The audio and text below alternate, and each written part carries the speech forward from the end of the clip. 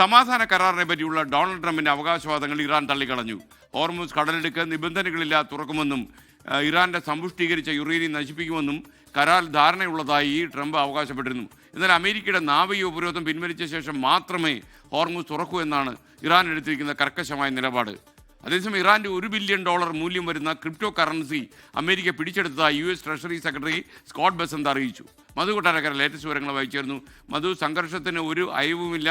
ഈ യഥാർത്ഥത്തിൽ ഈ പശ്ചിമേഷ്യൻ രാജ്യങ്ങളുമൊക്കെ തന്നെ അപകടകരമായ കാലാവസ്ഥ തന്നെ പിന്തുടരേണ്ടി വരുന്നു. വിവരങ്ങൾ. Good morning.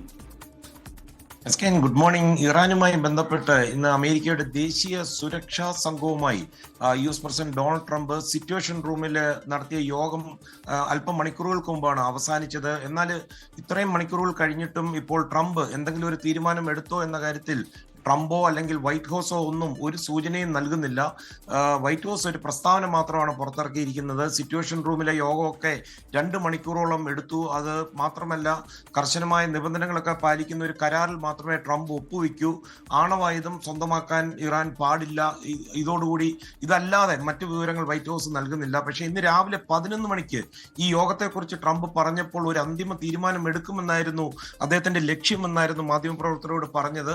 അതേസമയം ഇറാന്റെ മരവിപ്പിച്ച കുറെ അസറ്റ്സ് ഉണ്ട്, ഏതാണ്ട് $12 ബില്യൺ. അത് വിട്ടു നൽകാൻ 2 രാജ്യങ്ങളും തമ്മിൽ ധാരണയായിട്ടുണ്ടെന്നാണ് ഇറാനിയൻ വാർത്താ ഏജൻസി ഫാഴ്സ് റിപ്പോർട്ട് ചെയ്തത്. എന്നാൽ ഡൊണാൾഡ് ട്രംപ് അത് തള്ളിക്കളഞ്ഞിരിക്കുകയാണ്. അദ്ദേഹം പറയുന്നത് അടുത്ത ഒരു അറിയിപ്പ് ഉണ്ടാകുന്നിടം വരെ യാതൊരുവിധ പണമിടപാടുകളും ഉണ്ടാകില്ല എന്നാണ് ട്രംപ് പറയുന്നത്.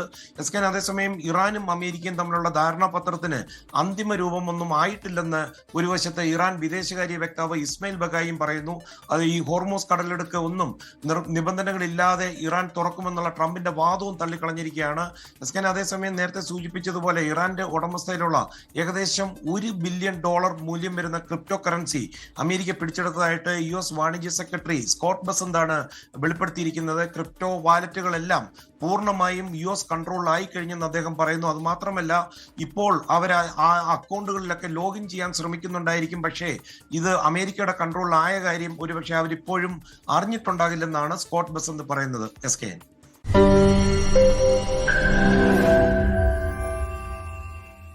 ലോകത്തെവിടെയായാലും ഏത് സമയത്തും 24 വാർത്തകളും ഓഗ്മെന്റഡ് റിയാലിറ്റി പാക്കേജുകളും എക്സ്പ്ലെയിനറുകളും വിശദമായി കാണാൻ ഞങ്ങളുടെ YouTube ചാനൽ നിങ്ങൾക്ക് സബ്സ്ക്രൈബ് ചെയ്യാം.